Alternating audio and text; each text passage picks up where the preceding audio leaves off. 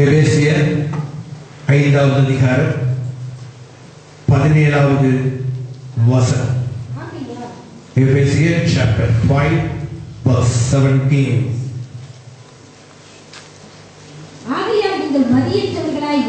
ஆகையால் நீங்கள் மதியற்றவர்களாய் இராமல்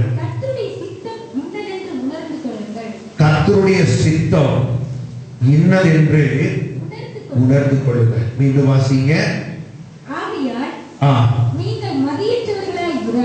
ஆகையால் நீங்கள் மதியற்றவர்களாய் இராமல்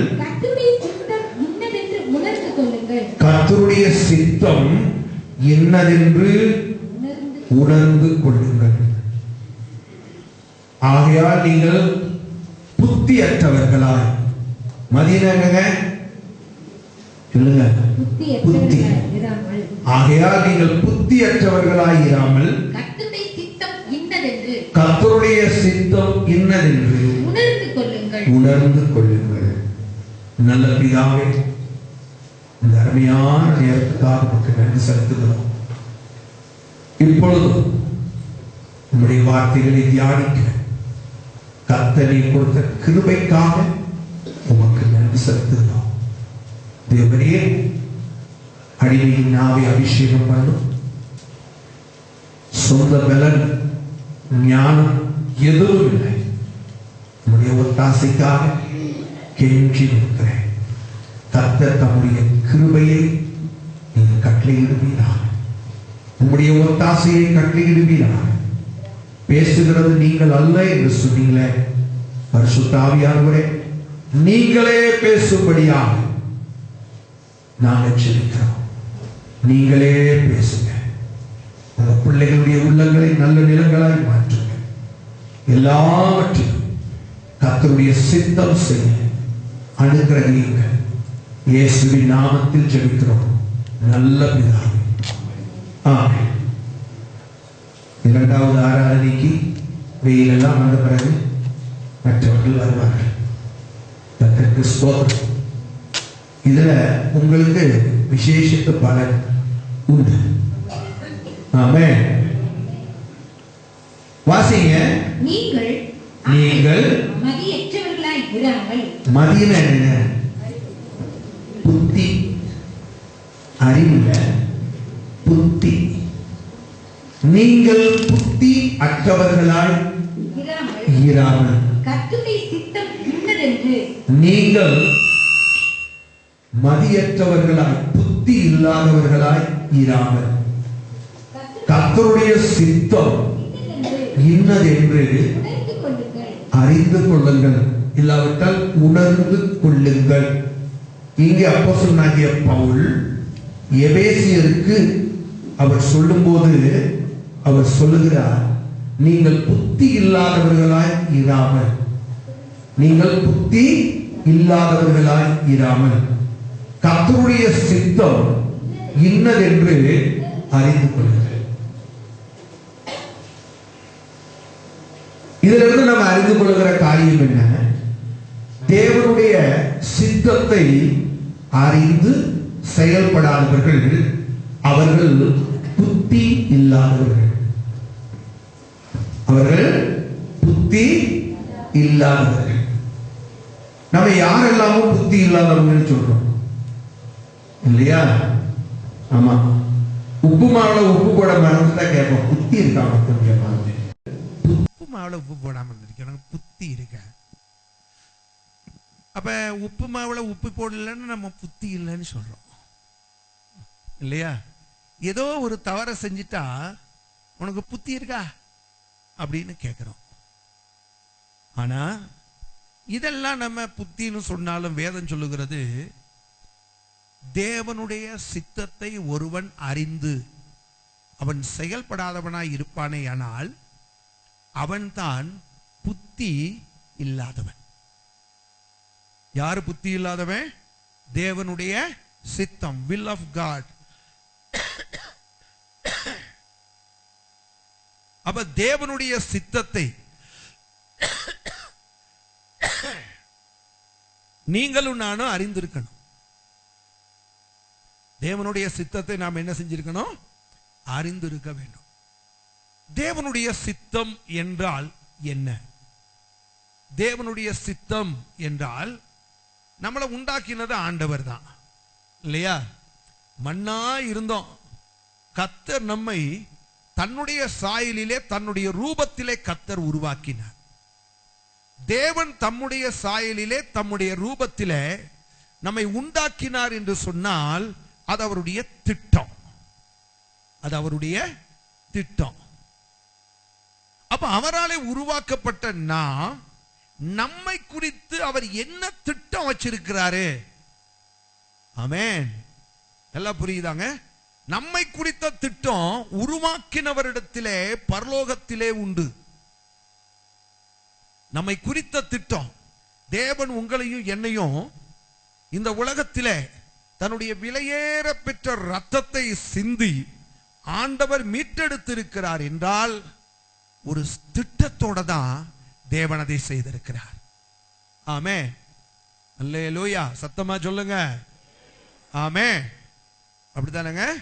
ஆண்டவர் உங்களையும் என்னையும் இந்த உலகத்திலே விலையேற பெற்ற தம்முடைய ரத்தத்தை சிந்தி அவர் மீட்டெடுத்திருக்கிறார் என்று சொன்னால் அவரிடத்திலே நம்மை மீட்டெடுத்ததற்கான ஒரு திட்டம் நம்மை குறித்து உண்டு, என்னை குறித்து உண்டு. மீட்டெடுக்கப்பட்ட என்னை குறித்து தேவனுடைய திட்டம் ஒன்று உண்டு. அப்படியானா மீட்டெடுக்கப்பட்ட உங்கள் ஒவ்வொருவரை குறித்தும் தேவனுக்கு ஒரு திட்டம் உண்டு.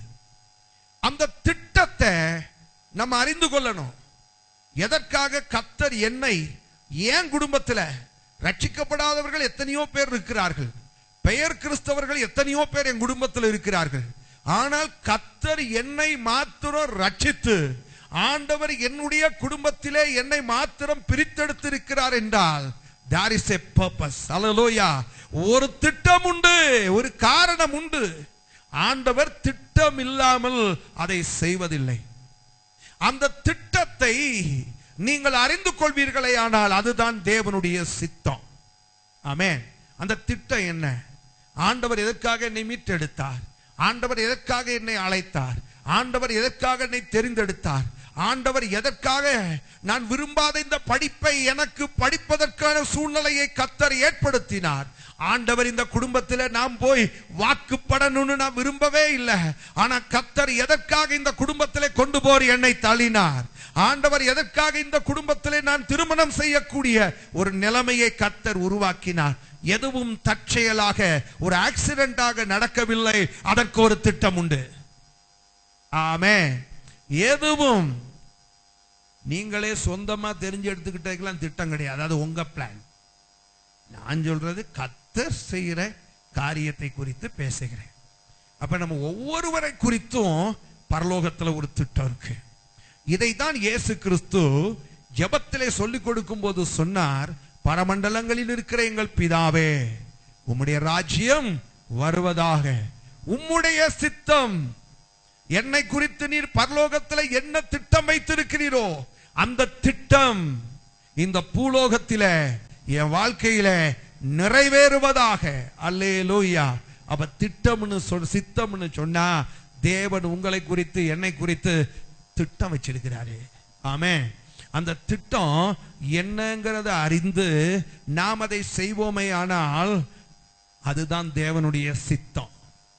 திட்டத்தை அறிந்து அதை நிறைவேற்றும் போது அது தேவனுடைய சித்தம். ஆமென்.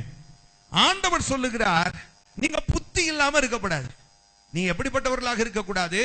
புத்தி இல்லாதவர்களாக இருக்கக்கூடாது. யாரு புத்தி இல்லாதவர்கள்?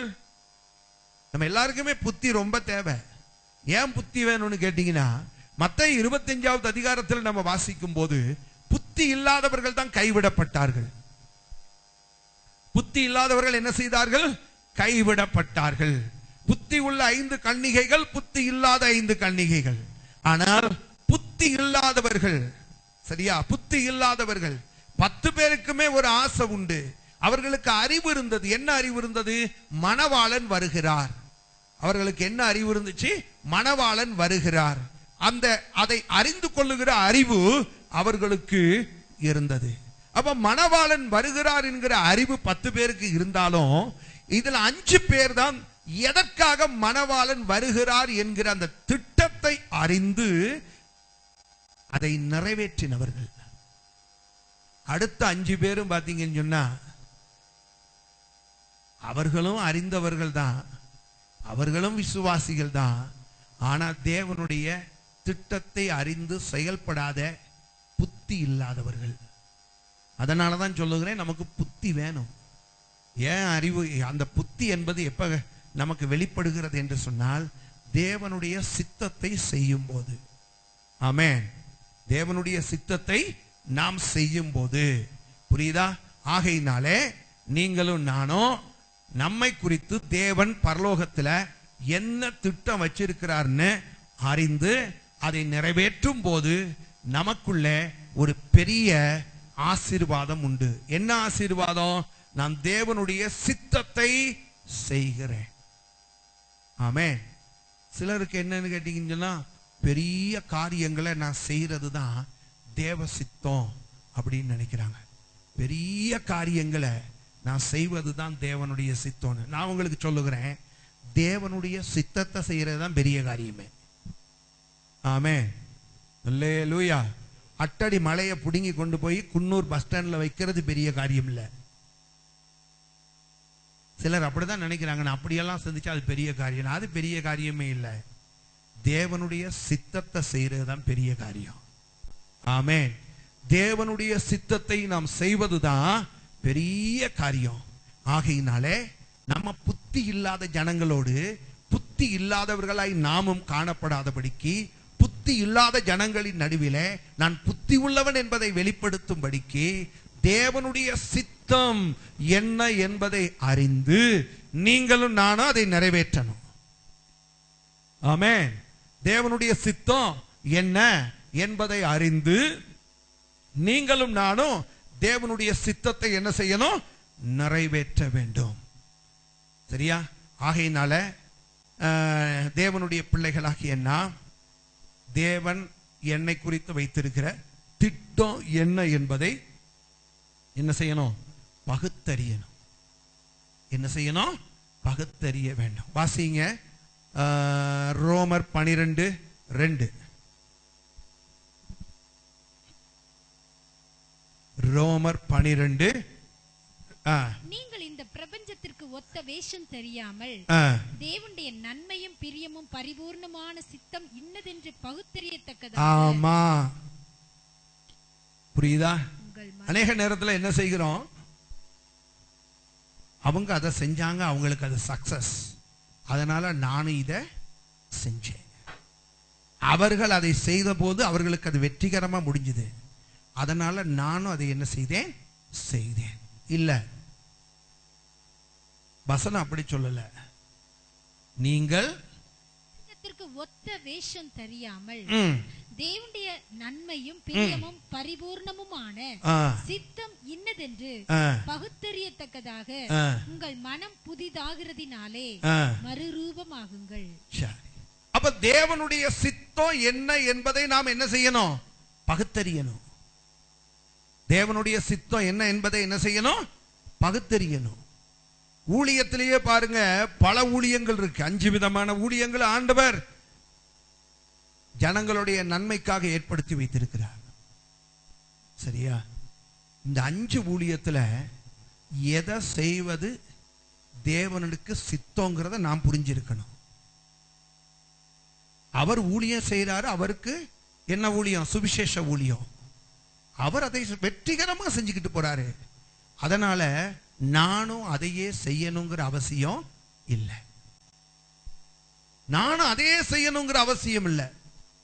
தேவன் என்னை குறித்து, ஊழியம் என்பது எனக்கு தெரியும், ஆனால் என்னை குறித்து தேவனுடைய சித்தம் என்ன, நான் எந்த ஊழியத்தை செய்தால் தேவனுடைய சித்தம் என்பதை நான் அறிந்து கொண்டு அந்த ஊழியத்தை நான் செய்தால் அது எனக்கும் பிரயோஜனம், ஆண்டவருடைய நாமமும் மகிமைப்படும், ஜனங்களும் ஆசீர்வதிக்கப்படுவார்கள். ஆகையினாலே எது தேவனுடைய சித்தங்கிறத என்ன செய்யணும்? சொல்லுங்க, பகுத்தறியணும். என்ன செய்யணும்? பகுத்தறியணும். பகுத்தறிந்து இதுதான் தேவனுடைய சித்தம். என்னை குறித்து தேவனுடைய சித்தம் இதுதான் என்று நான் அறிந்து கொண்டால்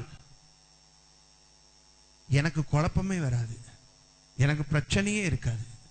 இந்த சித்தத்தை திட்டத்தை அறிந்துக்கிடாததுனாலதான் நிறைய பேர் பார்த்தீங்கன்னு சொன்னா இன்னைக்கு அதாவது ரொம்ப கஷ்டப்படுவதற்கும் வாழ்க்கையில குழம்பி போய் இருப்பதற்கும் தப்பு பண்ணிட்டேனோ என்று சொல்லி அவர்கள் யோசித்து, உதாரணத்துக்கு சொல்றேன், எனக்கு என்ன ஊழியம் கர்த்தர் வைத்திருக்கிறாருங்கிறத நான் புரிஞ்சுக்கிடணும்.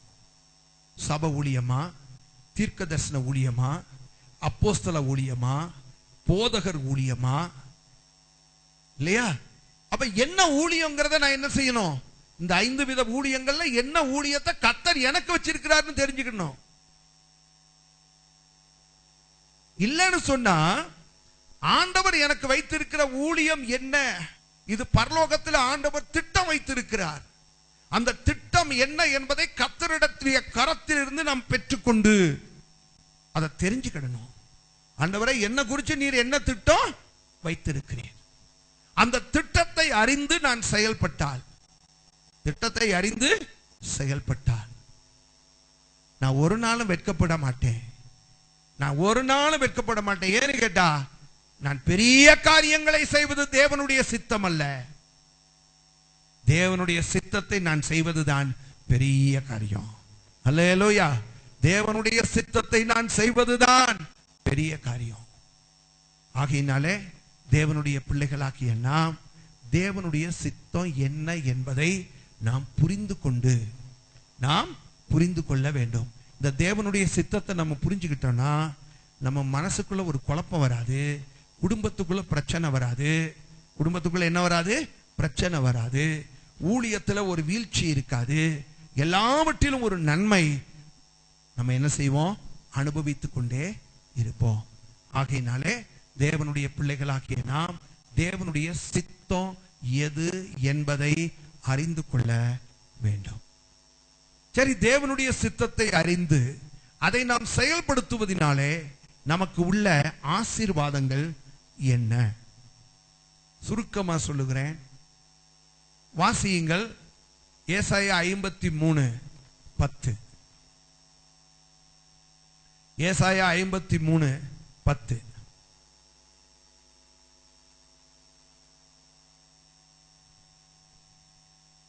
கர்த்தரோ அவரை நொறுக்க சித்தமாகி. கர்த்தரோ அவரை நொறுக்க 53:10.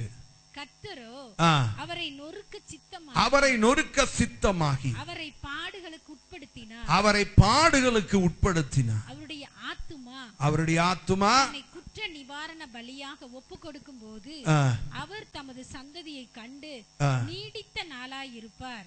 கர்த்தருக்கு சித்தமானது அவர் கையினால் வாய்க்கும். நல்லா கவனிக்கணும். இதுதான் சொல்லப்பட்டிருக்கிறது. கர்த்தருக்கு சித்தமானது அவருடைய கரங்களினாலே வாய்க்கும். கர்த்தருக்கு சித்தமானது அவருடைய கரங்களினாலே வாய்க்கும். நம்மை குறித்து பரலோகத்துல ஒரு திட்டம் இருக்கு. சொன்னேன்ல, இருக்கா? உங்களை குறிச்சு இருக்கா? நீ காலையிலேயே இங்க வந்து தூங்கணுங்கிறது தேவ திட்டம் அல்ல, இது நம்மளே தெரிஞ்சுக்கிறது. அப்படித்தானே சிஸ்டர்? நல்லா கவனிக்கணும்.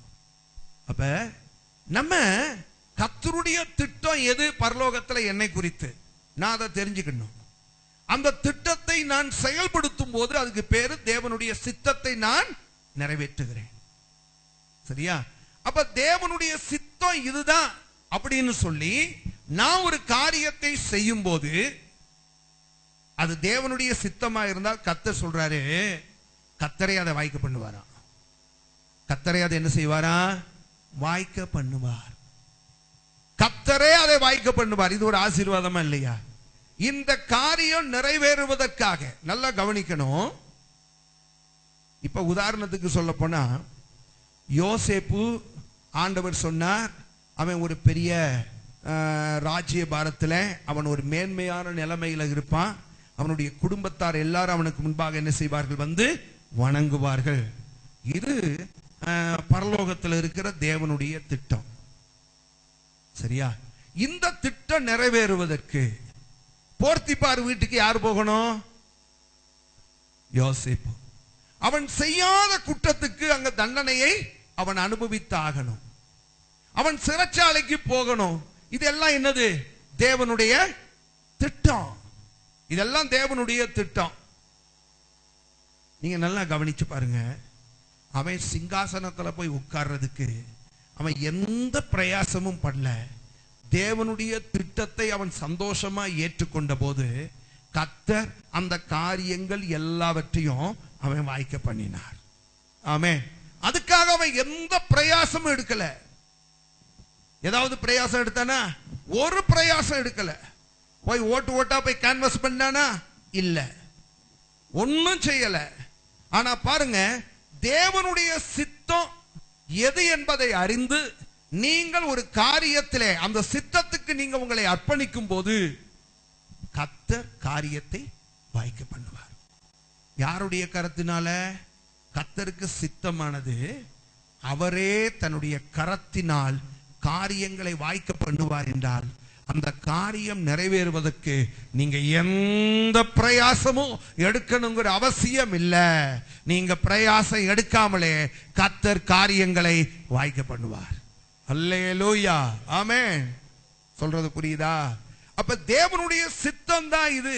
என்னை குறித்து தேவனுடைய திட்டம் எது என்பதை நாம் அறிந்து கொள்ளணும். அந்த திட்டத்தை நாம் நிறைவேற்றும் போது அது தேவனுடைய சித்தம். சரியா? அந்த தேவனுடைய சித்தத்தை நாம் அப்படியே ஏற்றுக்கொண்டு செயல்படுத்துகிற வேளையில நம்ம எதுவுமே செய்ய வேண்டாம். கர்த்தர் தன்னுடைய கரங்களினாலே காரியங்கள் எல்லாவற்றையும் நமக்காக வாய்க்க பண்ணுவார். அல்லேலூயா. மொத்தத்தில் சொல்றேன், கர்த்தர் உங்களுக்காக தன்னுடைய ஓங்கிய புயத்தினாலே பலத்த கரத்தினாலே ஒரு காரியத்தை தேவன் வாய்க்க பண்ணணும்னு சொன்னா தேவனுடைய உங்களை குறித்து தேவனுடைய திட்டம், இந்த காரியத்திலே என்னை குறித்து தேவனுடைய திட்டம், என் பிள்ளைகளுடைய காரியத்திலே தேவனுடைய திட்டம் எது என்பதை அறிந்து அதற்கு நாம அர்ப்பணிக்கும் போது நம்ம பெரிய காரியங்களை செய்கிறோம். அந்த பெரிய காரியத்தை செய்வதற்கு நம்மிடத்திலே பலன் இல்லை. கர்த்தரே தம்முடைய பலத்த கரத்தினால் அதை நிறைவேற்றுகிறார். அல்லேலூயா, ஆமென். இல்லன்னு சொன்னா ஆட்டிடையனாக இருந்த யோசேப்பு, அவன் ஆடத்தான அவனு மேய்ச்சான். அந்த யோசேப்பு இப்படிப்பட்ட அந்நிய தேசத்துல ஒரு மேன்மையான நிலைமைக்கு வருவதற்கு வாய்ப்பே இல்லை. ஆனால் தன் வாழ்க்கையிலே நடப்பது எல்லாம் தேவனுடைய சித்தம் என்பதை அறிந்து தேவனுடைய சித்தத்துக்கு அவன் தன்னை பரிபூர்ணமாய் அர்ப்பணித்த போது கர்த்தர் தன்னுடைய கரத்தினால் அவன் வாழ்க்கையில எல்லாவற்றையும் வாய்க்க பண்ணினார். இரண்டாவது ஆசீர்வாதம் என்ன? வாசிங்க. இரண்டாவது ஆசீர்வாதம் 1 யோவான்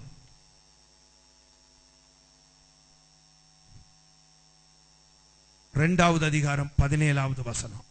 உலகமும் அதை நிச்சயம் ஒளிந்து போம், தேவனுடைய சித்தத்தின்படி செய்கிறவனோ என்றென்றைக்கும் நிலைத்திருப்பான். சரி.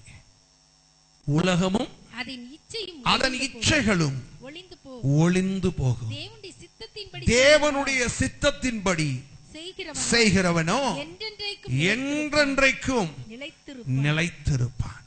என்றென்றைக்கும் தேவனுடைய சித்தத்தின்படி செய்கிறவன் எவனோ, இது தேவனுடைய திட்டம் அப்படின்னு அறிந்து கொண்டோம். ஆனால் அந்த தேவனுடைய திட்டத்தை நாம் அடைவதற்கு கடந்து போகிற பாதை கொடிதாய் இருந்தாலும் அந்த கொடிதான பாதையின் வழியாக நாம் கடந்து போகும்போது வேதம் சொல்லுகிறது உலகமும் அதில் உள்ளவைகளும் என்ன செய்யும்? ஒளிந்து போகும். ஆனால் தேவனுடைய சித்தத்தை செய்யறான் பாருங்க, அவனை ஒருவனால் ஒழிக்க முடியாது. அவன் என்றைக்கும் நிலைத்திருப்பான். ஆமென். அவன் என்றைக்கும் நிலைத்திருப்பான். அவனை குழிக்குள்ள தூக்கி போட்டாலும் அவன் சாக மாட்டான். அவனை மீதியானியர் கையில விட்டாலும் அவன் சாக மாட்டான். போர்த்திபாருடைய குடும்பத்தில் போய் அவன் தேவையில்லாத பிரச்சனைகளை அனுபவிக்க வேண்டிய நிலைமைகள் ஏற்பட்டாலும் சிறைச்சாலையிலே அவனை கொண்டு போய் ஆயுள் கைதியாக வாழ்நாள் முழுவதும் சிறைச்சாலை இருக்கணுங்கிறதுக்காக தான் அவனை கொண்டு போய் அங்க போட்டாங்க. ஆனால் வசனம் சொல்லி இருக்கு, வசனத்தின்படி பாருங்க, அந்த சிறைச்சாலையினாலே ஆயுள் முழுவதும் அவனை யோசேப்பை அங்கே வைத்திருக்க முடியவில்லை. காரணம் என்ன தெரியுமா? யோசேப்பு ஒரு காரியத்திலையும் எந்த ஒரு காரியத்திலையும் தன்னுடைய விருப்பத்தை அவன் செய்தவன் அல்ல. எல்லா காரியத்திலும் தேவனுடைய சித்தம், தேவனுடைய திட்டம் என்று சொல்லி தன்னுடைய ஜீவியத்திலே நடைபெற்ற அத்தனை காரியங்களுக்கும், தேவனுடைய சித்தத்துக்கும் தேவனுடைய திட்டத்துக்கும் அவன் தன்னை பரிபூரணமாய் அர்ப்பணித்ததினாலே அவன் அழிக்கணும்னு எத்தனையோ பேர் நினைச்சாங்க. ஆனா கடைசி வரைக்கும் அவன் நிலைச்சிருந்தான். ஆமென். வசனம் அப்படிதான் சொல்லி இருக்குங்க. தேவனுடைய சித்தத்தின்படி செய்கிறவனோ என்றைக்கும் என்ன செய்வான்? நிலைத்திருப்பான். என்றைக்குமே அவன் நிலைத்திருப்பான். மூன்றாவது ஆசீர்வாதம், மூன்றாவதாக வாசியுங்கள். மத்தேயு 7:21. மத்தேயு 7:21. பரலோகத்தில் இருக்கிற என் பிதாவின் சித்தத்தின்படி செய்கிறவனே, என் பிதாவினுடைய சித்தத்தின்படி செய்கிறவனே பரலோக ராஜ்யத்துக்குள்ளே பிரவேசிப்பான். என்னை நோக்கி, நல்லா கவனிக்கணும், தேவ சித்தத்தை செய்யாம என்னை நோக்கி கர்த்தாவே கர்த்தாவே என்று கூப்பிடுகிறவன் அதில் பிரவேசிப்பது இல்லை. எல்லாரும் யார் பிரவேசிப்பா? உள்ள எல்லாரும் பிரவேசிப்பார்களா? இல்லை. வசனம் சொல்லி இருக்கு, கர்த்தாவே கர்த்தாவே கர்த்தாவே என்று சொல்லி கூப்பிடுகிறவர்கள் உள்ளே பிரவேசிப்பது இல்லை. என் பிதாவினுடைய சித்தத்தை செய்கிறவர்களுக்கு தான் பரலோகம். யாருக்கு சொல்லுங்க, யாருக்கு பரலோகம்? இப்ப நீங்க யோசிச்சு பாருங்க, எந்த குறிப்பிட்ட காரியத்திலேயாவது தேவ சித்தம் செய்றீங்களா? சொல்லுங்க. தேவ சித்தம் செய்கிறவர்களுக்கு தான் பரலோக ராஜ்யம். பரலோக ராஜ்யம் எல்லாருக்கும் அல்ல. மனம் திரும்பினவர்கள் கூட பரலோக ராஜ்யத்துக்குள்ளே பிரவேசிக்காமல் போகலாம். எப்படி என்று சொன்னால், மனம் திரும்பியும் தேவனுடைய சித்தத்தை ஒருவன் செய்யவில்லை என்று சொன்னால் அவன் தேவனுடைய ராஜ்யத்துக்குள்ளே பிரவேசிக்க முடியாது. அவன் தேவனுடைய ராஜ்யத்துக்குள்ளே பிரவேசிக்க முடியாது. ஒருவன் தேவனுடைய ராஜ்யத்துக்குள்ள பிரவேசிப்பதற்கு அவன் வேற எதுவுமே செய்ய வேண்டாம். தேவனுடைய சித்தம் எது என்பதை அறிந்து அதை தன் வாழ்க்கையிலே செய்வானே ஆனால் அவன் தேவனுடைய ராஜ்யத்தை நிச்சயமாய் சுதந்தரிப்பான். வசனம் சொல்லுகிறது, பிதாவினுடைய சித்தத்தை செய்கிறவனே அல்லாமல் என்னை நோக்கி கர்த்தாவே கர்த்தாவே கர்த்தாவேன்னு கூப்பிட்டாலோ உள்ள பிரவேசிக்க முடியாது. அற்புத அடையாளங்களை செய்தாலும் அங்க பிரவேசிக்க முடியாது. நம்ம செய்ய வேண்டியதெல்லாம் சின்ன காரியமா இருந்தாலும் தேவனுடைய சித்தத்தை எல்லா காரியங்களிலும் நீங்களும் நானும் செயல்படுத்த வேண்டும். இன்னும் ஒரு ஆசீர்வாதம் வாசியுங்க. 1 பேதுரு 3:17. 1 பேதுரு 3:17. செய்து பாடு அனுபவிப்பதிலும் தேவனுக்கு சித்தமானால் நன்மை செய்து, நல்லா கவனிக்கணும், தேவனுக்கு சித்தமானதை செய்து பாடுகளை அனுபவிப்பதே மேன்மையானது. ஆமென். தேவ சித்தத்தை செய்யும் போது என்ன உண்டாகுதா? பாடுகள் வரும். சொல்லுங்க. பாடுகளை பார்க்காம, பாடுகளை குறித்து கவலைப்படாமல், தேவ சித்தத்தை நான் செய்யணியா, நஷ்டங்களை குறித்து கவலைப்படாமல் நாம் தேவனுடைய சித்தத்தை செய்யணும் என்று சொல்லி எவர்கள் தேவனுடைய சித்தத்தை செய்கிறார்களோ பாடு கஷ்டம் துன்பம் இதெல்லாம் மறந்துடணும். இது எல்லாத்தையும் என்ன செஞ்சிடணும்? மறந்துடணும். சரியா? அப்ப தேவனுடைய சித்தம் ஒன்னதான் செய்வேன், இதனால என்ன பாடுகள் வந்தாலும் எனக்கு பிரச்சனையே இல்லை அப்படி என்று ஒருவன் வைராக்கியமாய் இருப்பானே ஆனால் கர்த்தர் சொல்கிறார் அவனுக்கு மேன்மை உண்டு. அவனுக்கு என்ன உண்டு? சொல்லுங்க. உலகம் இதை சொல்லுமா? உலகம் இதை சொல்லாது. சத்தியம் தான் இதை சொல்லுது. உலகம் என்ன சொல்லுதுன்னு கேட்டா, தேவசித்தம் தேவசித்தம்னு சொல்லி நீ என்ன செய்கிற? பாடுகளுக்குள்ளே அகப்பட்டுக் கொள்கிறாய். வேதம் சொல்லுகிறது, நீ பாடுகளை பார்க்காமல் தேவசித்தத்தை செய்யும் போது கர்த்தர் உன்னை மேன்மைப்படுத்துகிறார். கர்த்தர் உன்னை என்ன செய்கிறார்? மேன்மைப்படுத்துகிறார். எந்த காரியத்திலுமே தேவனுடைய பிள்ளைகளாகிய நாம் தேவனுடைய சித்தத்தை அறிந்தவர்களாக நாம் காணப்படணும். ஆமென். அப்ப அந்த தேவ சித்தத்தை அறிந்து நாம் செயல்படும் போது இன்னும் அநேக காரியங்கள் சொல்லப்பட்டிருக்கிறது. நீங்க வாக்குத்தத்தம் எபிரேயர் 10:36 விதமாக சொல்லுகிறது. அதனால நமக்கு வாக்குத்தத்தம் நிறைவேறும். தேவ சித்தத்தை நாம் செய்யும் போது நம்முடைய வாக்குத்தத்தம் என்ன செய்யும்?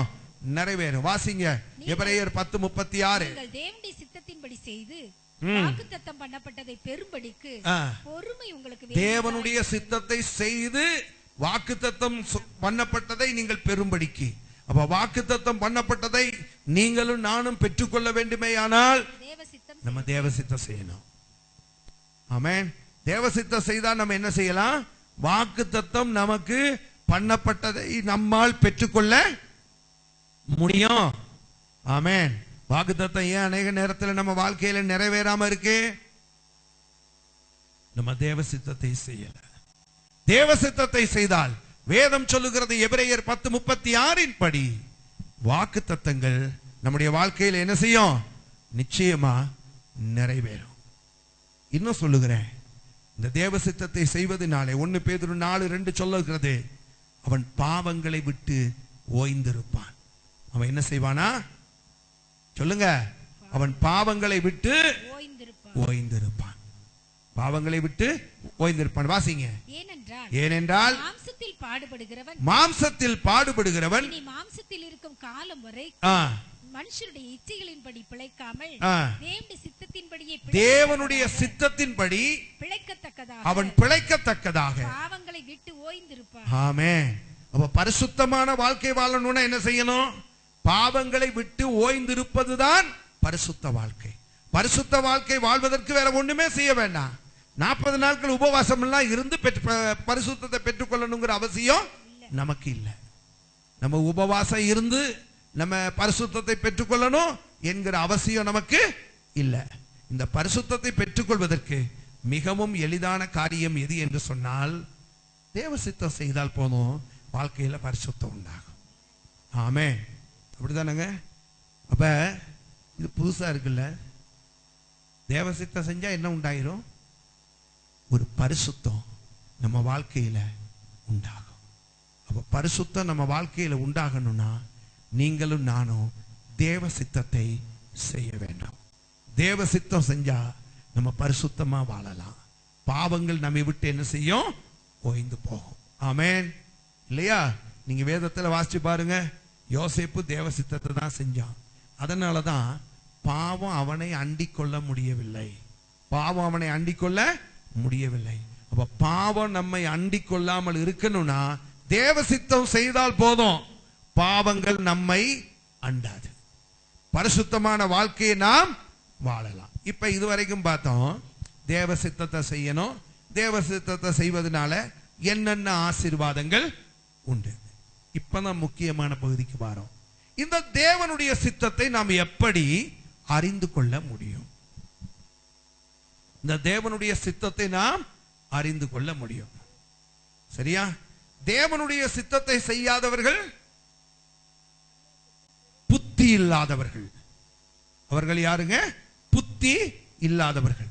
புத்தி இல்லாதவர்கள் மணவாளனை சந்திக்க முடியாது. நம்ம எல்லா காரியத்திலையுமே இது தேவனுடைய சித்தமா தேவனுடைய திட்டமானு அறிந்துதான் செயல்படுத்த வேண்டும். இந்த தேவனுடைய சித்தத்தை நாம் அறிந்து கொள்வது எப்படி? வாசியுங்கள் ரோமர் 12:2.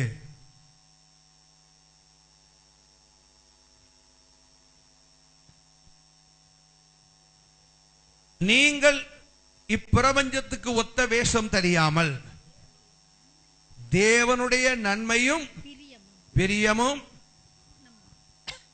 பரிபூரணமான சித்தம் இன்னதென்று பகுத்தறியத்தக்கதாக மனம் புதிதாகிறதினாலே மறுரூபம் ஆகுங்கள்.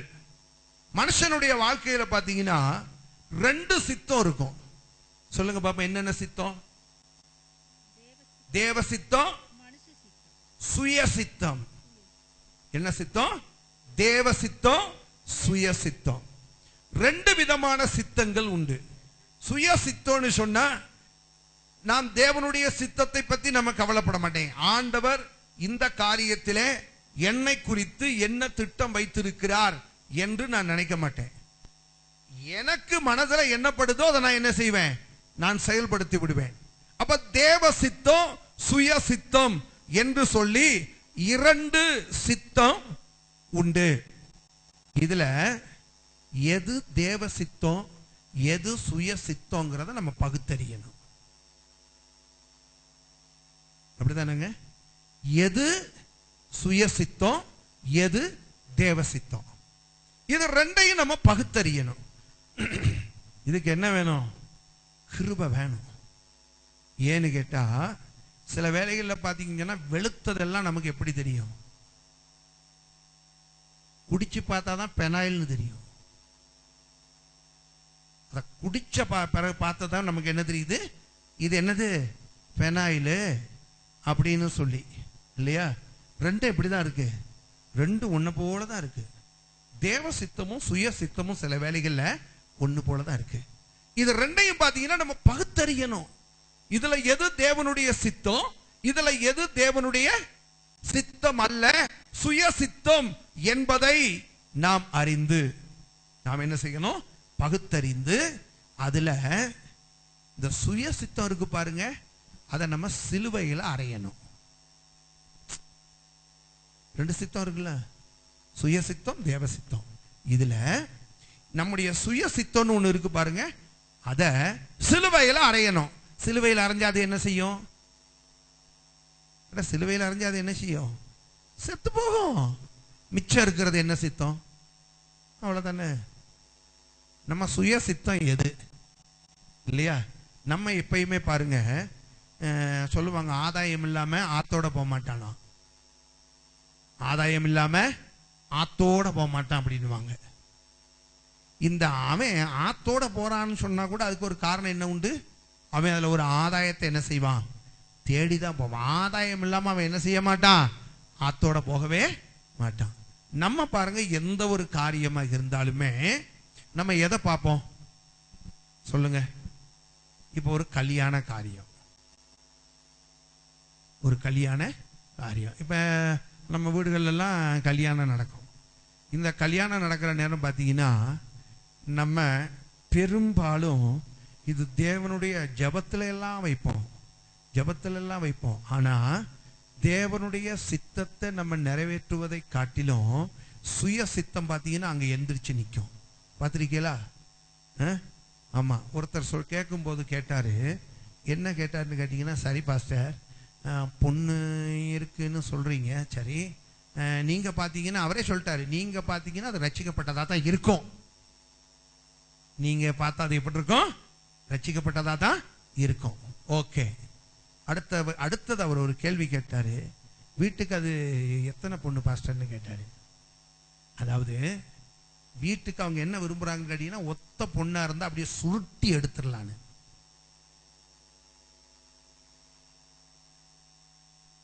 புரியுதா? ஆமா.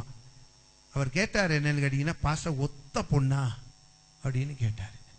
அதுக்கப்புறம் பாத்தீங்கன்னா கலரை கேட்டாரு. இப்படி பல காரியங்களையும் பல காரியங்கள் அவர் கேட்டாரு. இதுல அவர் கேட்டிருக்க வேண்டிய ஒரே ஒரு காரியம் ஒன்னே ஒண்ணுதான், அது மனம் திரும்பின ஒரு பெண்ணா. இதுதான் இப்ப தேவை. அப்படிதானங்க? மனம் திரும்பின ஒரு பெண்ணா. ஏன்னு கேட்டா படிப்புக்கு ஏத்த படிப்பாதான் அதை பார்த்திருப்போம்ல, அதுக்கு அவருக்கு தெரியும். பையன் MBA, பொண்ணு MCA, அதெல்லாம் ஓகே. ஆனா அவர் கேட்ட ஒரு அவரு மற்றதெல்லாம் கேட்டாரு. பாஸ்டர் வீட்டுக்கு ஒத்த பொண்ணான்னு கேட்டாரு, வீட்டுக்கு ஒத்த பொண்ணான்னு கேட்டாரு. அப்ப இவங்க நான் என்ன கேட்கிறேன் கேட்டீங்கன்னா, பல காரியங்களை இதே மாதிரி என்ன செய்கிறோம் சொல்லுங்க? ஆமா, பல காரியங்களை நம்ம ஆமா சொந்த வீடா, ஒத்த பொண்ணா, சொந்த வீடா. ஐயோ, வீடு யாருக்கு கட்டி வச்சிருக்காங்க? உனக்கு கொடுக்கவா? இது அநியாயமா இல்ல? ஆமா, ஒத்த பொண்ணா, சொந்த வீடா, இதெல்லாம் பல காரியங்களை கேட்டுட்டு அதுக்கப்புறம் தான் முடிவு பண்றாங்க. நான் என்ன சொல்றேன் கேட்டீங்கன்னா, அந்த ஒத்த பொண்ணா, சொந்த வீடா, அவங்க கலர் என்ன என்ன கலர் எப்படி, இதெல்லாம் இருக்கு பாருங்க. இது எல்லாத்தையும் சிலுவையில அரைஞ்சிட்டு, இது எல்லாத்தையும் என்ன செய்யணும்? சிலுவையில அரைஞ்சிட்டு. இப்ப பார்க்க வேண்டியது என்னன்னு கேட்டீங்கன்னா, பொண்ணு ரட்சிக்கப்பட்டதா, ஆண்டவருக்குள்ள இருக்கிறதா? இதுதான் என்னதுங்க? இப்ப சொல்லுங்க, ஆவிக்குரிய சபைக்கு போகிற பொண்ணா, ஆவிக்குரிய ஜீவியத்தில் அந்த பொண்ணு எப்படி இருக்கு?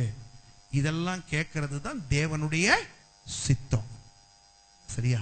தேவனுடைய சித்தம். இப்ப பாருங்க, நம்ம சொந்தமா நம்ம மனசுல என்ன வருது பாருங்க. வீட்டுக்கு ஒரே பொண்ணா இருந்தா நல்லா இருக்கும்.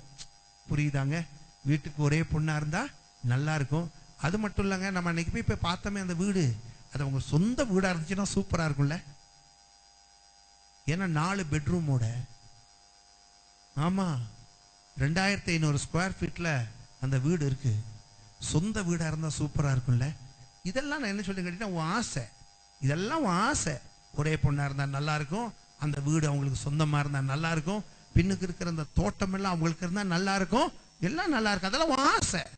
இந்த ஆசை எல்லாத்தையும் சிலுவையில் அரைஞ்சிட்டு தேவனுடைய சித்தத்தை மட்டும் செய்றோன்னு வைங்க. அப்ப நம்முடைய ஆசைகள் எல்லாம் என்ன செய்யப்படணும்? பவுல் அப்படித்தானே சொல்றாரு, நம்முடைய ஆசை இச்சைகள் எல்லாம் என்ன செய்யப்படணுமா?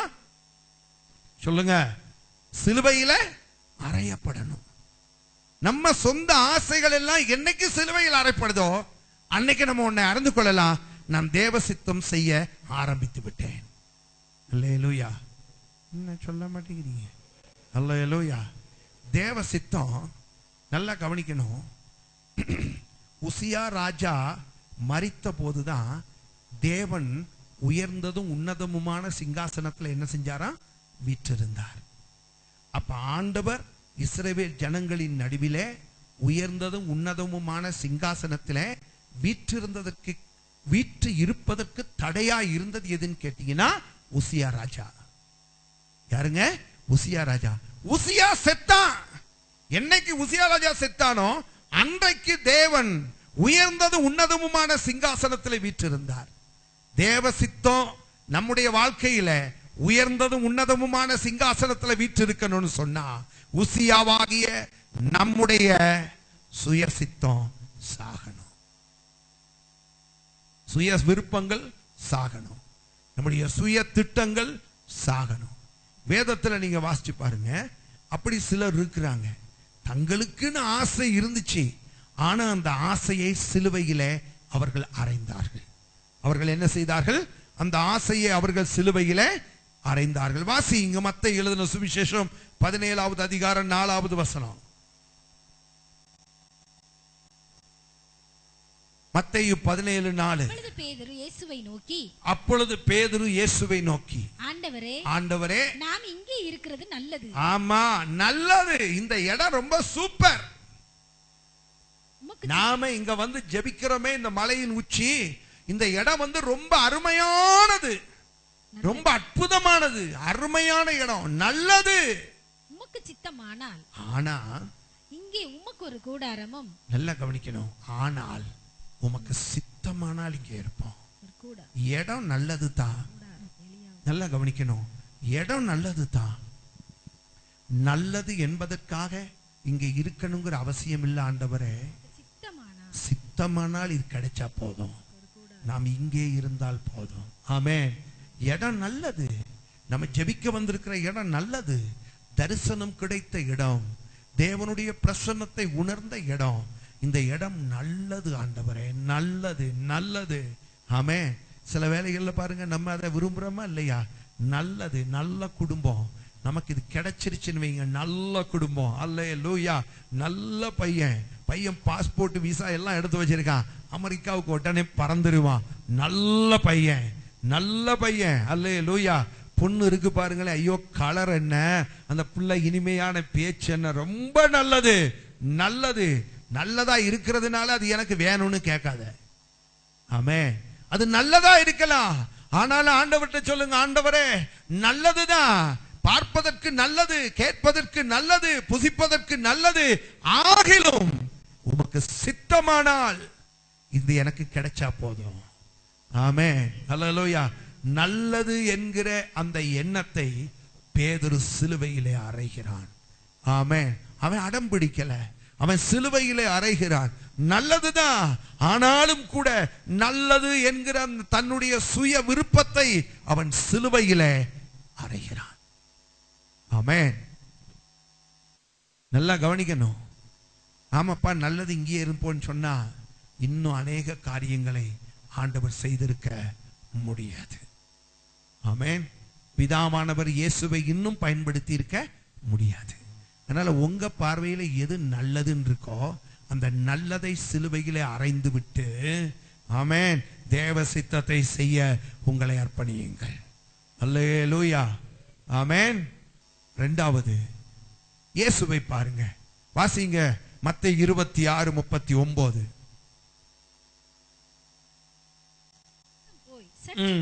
சற்று அப்புறம் போய் முகம் குப்புற விழுந்து என் பிதாவே இந்த பாத்திரம் என்னை விட்டு நீங்க கூடுமானால் இதை நீங்கும்படி செய்யும். அதாவது இந்த பாத்திரம், இந்த கசப்பான மரண பாத்திரம் என்னை விட்டு நீங்க வேண்டும் என்பது தான் என்னுடைய ஆசை. ஆசை என்ன? என்னுடைய ஆசை என்ன? இந்த மரண பாத்திரம், இந்த கசப்பான பாத்திரம் என்னை விட்டு நீங்க வேண்டும் என்பதுதான் என்னுடைய ஆசை. ஆனாலும் என் சித்தத்தின்படி அல்ல, ஏன் திட்டம் நிறைவேறக்கூடாது, உம்முடைய சித்தம் தான் நடக்கணும். உம்முடைய சித்தம் தான் நடக்கணும். ஏன் விருப்பம் நடக்க கூடாது. எனக்குன்னு ஒரு ஆசை உண்டு. பிதாவின் இடத்திலே சொல்லுகிறார், எனக்கு என்று ஒரு ஆசை உண்டு. ஆசை இல்லாதவங்க யாராவது இருக்கீங்களா? எனக்கு ஆசையே கிடையாதுப்பா அப்படின்னு சொல்றவங்க எல்லாம் கை வைத்துங்க. எனக்கெல்லாம் ஆசையே கிடையாது அப்படின்னு சொல்றவங்க கை வைத்துங்க. எனக்கு ஆசை கிடையாது, எனக்கு ஆசை உண்டு அப்படின்னு சொல்றவங்க கை வைத்துங்க. ஆமே. ஆசை இல்லையா? கொஞ்சம் பேருக்கு ஆசை இல்லை. ஆசை இல்லாதவன் மனுஷனே இல்லை. நான் உங்களை சொல்லல, ஆசை இல்லாதவனை சொன்னேன். ஆசை இல்லாதவன் மனுஷனே இல்லை. ஏதாவது ஒரு ஆசை. எங்க போகணும்? பரலோகத்துக்கு போகணும். ஆசை தானே? அட சொல்லுங்க, எனக்கு ஆசையே இல்லைன்னு நீங்க இப்ப எங்க போற இல்லையா? ஒரு ஆசை தானே. இந்த ஆசை யாருக்கு இருந்துச்சு? இயேசு இந்த உலகத்தில் இருக்கும்போது 100% மனுஷன், 100% இயேசு மனுஷன் தான். அவருக்கு ஆசை இருந்துச்சு. என்ன ஆசை இருந்துச்சு? இந்த கசப்பான பாத்திரம் என்னை விட்டு நீங்கிறது நல்லது ஆண்டவரே, நீங்கினால் நல்லது என்ற இயேசுயே ஆசைப்பட்டார். அவருக்கும் ஆசை இருந்துச்சு. ஆனால் அவர் சொல்றாரு, என் ஆசை முக்கியம் இல்லை, என் ஆசை முக்கியம் இல்லை, பிதாவின் சித்தத்தை செய்வதுதான் முக்கியம். ஆமென். தன்னுடைய ஆசையை இயேசுவே சிலுவையிலே அறைந்தார். தன்னுடைய ஆசையை இயேசுவே சிலுவையில் அறைந்தார். ஆமென். அப்ப இயேசு தன்னுடைய ஆசையை சிலுவையில் அறைஞ்ச நேரம் இயேசு கிறிஸ்து வாழ்க்கையில தேவ சித்தம் மட்டும்தான் நடந்துச்சு. ஆமென். எது நடந்துச்சு? தேவனுடைய சித்தம் மட்டும்தான் நடந்துச்சு. அதனாலதான் அவர் உன்னதம் வரைக்கும் உயர்த்தப்பட்டார். பிதாவினுடைய வலது பார்சத்துல இன்னைக்கும் போய் அப்படி கெத்தா உட்கார்ந்து இருக்கிறார் பாருங்க. காரணம் என்ன தெரியுமா? அவர் இப்ப எங்க இருக்கிறார்? பிதாவின் வலது பார்சத்துல அவர் அமர்ந்து இருக்கிறார், அவர் உட்கார்ந்து இருக்கிறார். காரணம் என்னன்னு கேட்டீங்கன்னா, பூலோகத்துல இருக்கும்போது தன்னுடைய ஆசையை, தன்னுடைய வாஞ்சையை அவர் சிலுவையிலே அறைந்தார். தேவ சித்தம் மட்டுமே தன்னுடைய ஜீவியத்தில் ஜீவனோடு இருக்க வேண்டும் என்று விரும்பினார். எத்தனை பேர் அது விரும்புறீங்க? ஆமென். எனக்கு ஆசைன்னு இருக்கு, ஆனா என் ஆசை உயிரோடு இருக்கக்கூடாது, தேவ சித்தம் தான் உயிரோடு இருக்கணும். ஹல்லேலூயா, ஹல்லேலூயா. நீங்க பாருங்க, வேதத்திலே சொல்லப்பட்டிருக்கிறது, ஆவியினாலே மாம்சத்தின் இச்சைகளை நீங்கள் அழித்தால் பிழைப்பீர்கள். ஆமென். ஆவியினாலே நீங்கள் மாம்சத்தின் இச்சைகளை, மாம்சத்தின் ஆசைகளை நீங்கள் அழித்தால் நீங்கள் பிழைப்பீர்கள். அதனுடைய அர்த்தம் என்ன? மாம்சத்தின் இச்சைகள் அழிந்தால் தேவனுடைய சித்தம் மட்டுமே உயிரோடு இருக்கும். ஆமென். நம்ம நல்ல ஆண்டவரோடு கூட, அவரோடு கூட ஜெயமுள்ளவர்களாய் பிதாவினுடைய வலது பார்சத்துல நம்முடைய நித்திய காலத்தை செலவு பண்ணணும்னா தேவனுடைய சித்தம் மட்டுமே நம்ம வாழ்க்கையில் இந்த பூலோகத்தில் நடக்கணும். ஆமென். அல்லேலூயா. பாருங்க, 10 குஷ்டரோகிகள் இயேசு கிட்ட போறாங்க. குஷ்டரோகம் உள்ளவனுக்கு ஒரு ஆசை இருக்கும். என்ன ஆசை இருக்கும்? ஆனா சுகமாக்குறதுக்கு எவனுமே கிடையாது. குஷ்டரோகத்தை சுகமாக்க எவனுமே கிடையாது. இயேசுநாதர்னு ஒருத்தரும் இல்லை அப்படின்னு வச்சுக்கிடுவோம். நம்ம தலையெழுத்துன்ட்டு உட்கார்ந்துருப்பான் இல்லையா? ஆனா சுகமாக்குற ஒருவர் உண்டுன்னு சொல்லி கேள்விப்பட்டான். அந்த சுகமாக்குறவர்கிட்ட போகிறான். போயிட்டு இந்த 10 குஷ்டரோகிகள் ஆண்டவரிடத்துல என்ன தெரியுமா சொன்னாங்க? ஆண்டவரே, குஷ்டத்தோட வந்திருக்கிறோம், சித்தமானால் எங்களை சுத்தமாக்கும். ஆமென். அல்லேலூயா. எத்தனை பேர் நீங்க அப்படி ஜெபம் பண்றீங்க சொல்லுங்க? உங்களுக்கெல்லாம் வியாதிகள் பலவீனங்கள் வருது இல்ல, சித்தமானால் என்னை சுகமாக்கணும். எத்தனை பேர் ஜெபம் பண்றீங்க? நம்ம அடம் பிடிச்சு புடிங்க எடுத்துட மாட்டோம் இல்லையா? சித்தமா சத்தமா அதெல்லாம் கிடையாது. ஆண்டவரே நீர் கொடுத்துதான் ஆகணும்னு எப்படி பிடிங்க எடுத்துருவோம் இல்லையா? ஆனா அந்த 10 குஷ்டரோகிகள் இன்னைக்கு நம்ம கேட்ட இவ்வளவு பிரசங்கத்தை அவங்க கேட்கல. ஆனாலும் கூட அவர்கள் ஆண்டவரிடத்துல சொல்றாங்க, ஆண்டவரே சுகத்துக்காக தான் உங்ககிட்ட வந்திருக்கிறோம். குஷ்டம், இந்த ரோகத்தினால், இந்த குஷ்டரோக வியாதியினாலே பாளையத்துக்கு புறம்பே எங்களை தள்ளி வைத்திருக்கிறார்கள். எங்களிடத்தில் யாரும் வருவதும் இல்லை, நாங்களும் யாரிடத்துல போக முடியாது. ஆண்டவரே, நாங்கள் ஒதுக்கப்பட்டவர்களாக இருக்கிறோம். நீர் மட்டும் ஒரு அற்புதம் செஞ்சுட்டீர்னு வையும் ஆண்டவரே, ஜனங்களோட ஜனங்களாக நாங்களும் இருப்போம். எங்க சொந்த பந்தம் எல்லாரோட நாங்க எவ்வளவு மகிழ்ச்சியா இருப்போம். அப்படிப்பட்ட மகிழ்ச்சியாய் நாங்கள் ஜீவிக்க கூடாதபடிக்கு தடையாய் இருப்பது இந்த குஷ்டம் தான். ஆண்டவரே, இந்த குஷ்டத்துல இருந்து சுகம் கிடைச்சா நல்லதுதான்ப்பா. ஆனாலும் நாங்க ஆசைப்படுறதுனால நீங்க எங்களுக்கு சுகமாக்கணுங்கிற அவசியம் இல்லை. சித்தமாகி எங்களுக்கு சுகம் கிடைச்சா போதும். அல்லேலூயா. எத்தனை பேர் அப்படி கேட்பீங்க இன்னைக்கு? என் ஆசை நிறைவேறணும்னு கேட்க கூடாதுங்க, உங்க சித்தமே நடக்கணும்னு கேள்விப்படணும். அல்லேலூயா. ஆண்டவரே, என் ஆசை, எனக்கு ஆசை என்ற ஒன்று உண்டு, ஆனால் என் ஆசை நிறைவேறணுங்கிற அவசியம் இல்லப்பா, உங்க சித்தமே என் வாழ்க்கையில நடக்கணும். எத்தனை பேர்? அல்லேலூயா, அல்லேலூயா. ஆமென். உங்க காரியங்களை எல்லாம் கர்த்தர் தன் கரத்தினாலே வாய்க்க பண்ணுவார். ஆமென். தன்னுடைய சொந்த காரியத்தை போல் அவர் பொறுப்பெடுத்து உங்க காரியங்களை தன்னுடைய ஓங்கிய புயத்தினால் உங்களுக்காக வாய்க்க பண்ணுவார். இந்த தேவனுடைய சித்தத்தை எப்படி அறிவது? முதலாவது, உங்க ஆசைய சிலுவையில அரைஞ்சி புதைச்சிடணும். புரியுதா? மீதி இருக்கிறது தான் தேவனுடைய சித்தம். இரண்டாவது, இந்த தேவ சித்தத்தை எப்படி நாம் அறிந்து கொள்வது என்று சொன்னால், நம்முடைய ஆசை இல்லாதவன் மனுஷன் இல்லைன்னு சொன்னேன்ல. இப்ப நம்ம எல்லாருக்குமே ஆசை உண்டு தானே? ஆசை உள்ளவங்க எல்லாம் கை வைத்துங்க. எனக்கெல்லாம் உண்டியா? சாலமோனுக்கு ஆசை உண்டா? உண்டு. ஆசை உண்டா? மீராமாவுக்கு ஆசை இல்லையா? ஆசை இருக்கா இல்லையா? ஆசை இருக்குல்ல? எவ்வளவு எவ்வளவு ஆசை எல்லாம் இருக்குன்னு தெரியுமா? நான் என்ன சொல்றேன் கேட்டீங்கன்னா, உங்க ஆசை தேவ சித்தத்தை அறிஞ்சிக்கிறது ரொம்ப ஈஸிங்க. உங்க ஆசை தேவ வசனத்தோடு ஒத்து போகுதான்னு பாருங்க. தேவ வசனத்தோடு உங்க ஆசை ஒத்து போச்சுன்னா தேவ சித்தம் அது. ஆமென். தேவ சித்தத்தை ஈஸியா கண்டுபிடிக்கலாம். அப்படித்தானேங்க? அல்லேலூயா. உங்களுக்குன்னு ஒரு ஆசை இருக்கு. இந்த ஆசையை நிறைவேற்றணும். நிறைவேறினா நல்லதுன்னு எதிர்பார்க்கிறீங்க. ஆனா இது உங்க ஆசையெல்லாம் தேவ சித்தம் அல்ல. உங்க ஆசையெல்லாம் தேவ சித்தம் அல்ல. சிலர் என்ன சொல்றாங்க அப்படின்னா, நான் ஆண்டவருடைய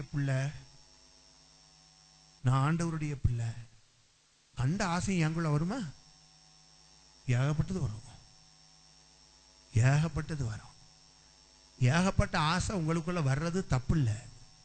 ஆனா அந்த ஆசைகள் உங்க கையில இருக்கே வசனம், அந்த வசனத்தோடு ஒத்து போகிறதா என்பதை நீங்க பார்க்கணும். வசனத்தோட ஒத்து போகுதுன்னு வைங்க. வசனத்தோடு ஒத்து போகுதுன்னா அதுதான் தேவனுடைய சித்தம். கொஞ்சமாகிலும் அது தடம் புரண்டு போகுதுன்னா இது தேவனுடைய சித்தம் அல்ல. இது தேவனுடைய சித்தம் அல்ல. அப்ப உங்க ஆசை வசனத்தோட ஒத்து போகணும். ஆசை இருக்குன்னு சொன்னீங்க, இந்த ஆசையெல்லாம் வசனத்தோட ஒத்து போகுதான்னு பாருங்க. இப்ப பாருங்க, ஆண்டவர் சொன்னார் பிலேயாமை பார்த்து, இஸ்ரவேலை ஆசீர்வதிப்பதே தேவனுடைய சித்தம், பிரியம் அப்படின்னு தெளிவா சொல்லிட்டாரு. பிலேயாம் உங்களை மாதிரி என்ன மாதிரி சாதாரண மனுஷன் இல்ல. he was a prophet, ஒரு தீர்க்கதரிசி.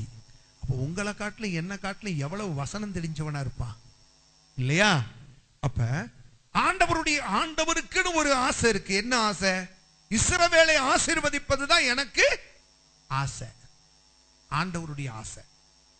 வசனம் அப்படிதான் சொல்லுது, இஸ்ரவேலை ஆசீர்வதிப்பதே தேவனுக்கு பிரியம். இவன் ஒரு பெரிய தீர்க்கதரிசி. மோவாபிய ராஜா கூப்பிட்டானா? எதுக்காக கூப்பிட்டா? இந்த ஜனங்களை என்ன செய், இஸ்ரவேல் ஜனங்களை சபித்து போடு என்று சொல்லி கூப்பிட்டான். இவன் என்ன செஞ்சிருக்கணும்? சபிக்கிறதுக்காக இவனும் வந்துட்டான். சபிச்சா என்ன கிடைக்கும்? நிறைய பணம் கிடைக்கும். என்ன கிடைக்கும்? பணம் கிடைக்கும். பணம் நமக்கு எந்த விதத்திலையும் கிடைக்கிறது தேவசித்தம் அல்ல. இப்படிதான் கிடைக்கணும்னு கர்த்தர் வச்சிருக்கிறார். அதுதான் தேவசித்தம். இப்படிதான் கிடைக்கணும் அப்படின்னு தேவன் வைத்திருக்கிறார். எந்த விதத்திலாகிலும் பணம் கிடைப்பது தேவனுடைய சித்தம் அல்ல. எந்த விதத்திலாகிலும் பணம் கிடைப்பது என்பது தேவ சித்தம் அல்ல. இப்படிதான் கிடைக்கணும் கர்த்தர் வைத்திருக்கிறார். ஆனா பிலேயாம் அவனுடைய கடைசி நாட்களின் மரணத்தை பாருங்க. நீதிமானை போல மரிப்பேன் என்று சொன்னான். தன்னுடைய ஆசையை சொன்னான். ஆனா அந்த ஆசை அவன் வாழ்க்கையில நிறைவேறல. அவன் பாத்தீங்கன்னா யுத்தத்திலே அவன் கொல்லப்பட்டான். அவன் செத்து போனான். அவனுடைய நிலைமை அப்படி ஆனதற்கு காரணம் என்ன? தேவ சித்தத்தை அவன் செய்யல. தேவ சித்தத்தை செய்யல. ஆண்டவர் தெளிவா சொல்றாரு, பிலேயாம் வசனத்தை பாரு, இஸ்ரவேலை ஆசீர்வதிப்பதே எனக்கு பிரியம். அதுதான். இவனுக்கு ஒரு ஆசை. என்ன ஆசை? பணத்துக்காக இஸ்ரவேலை ஜனங்களை சபிப்பது. சரியா? உனக்குன்னு ஒரு ஆசை இருக்கு பிலேயாமே.